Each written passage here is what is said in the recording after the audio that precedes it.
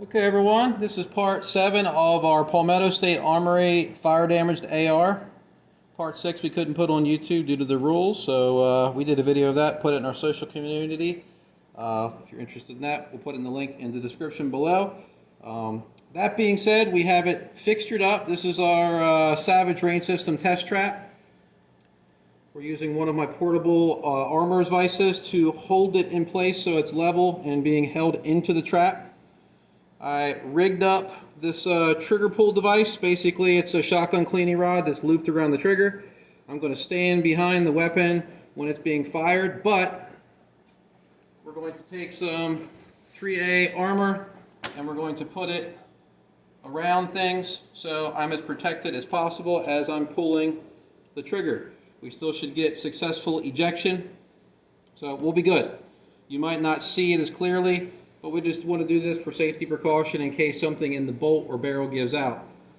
We've talked about how the receivers have been weakened. That's not going to cause the gun to blow up. There are guns that use plastic receivers, cast receivers, so the fact that the upper and lower have been weakened is not going to cause this thing to blow up catastrophically. What needs to hold together is the barrel and the bolt itself. I don't believe that they were exposed to enough heat to cause any permanent damage, so we're about to find out. So let me go ahead and get all safetied up. We're going to pause the video. Don is going to get back from a distance and zoom in, and then we're going to start the test. All right, everyone, we're back. I have a loaded magazine full of 193 Winchester ammunition loaded into it. Bolt is locked back.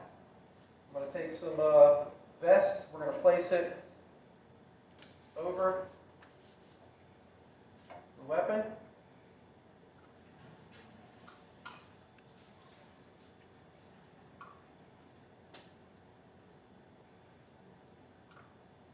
I have to close the bolt on it.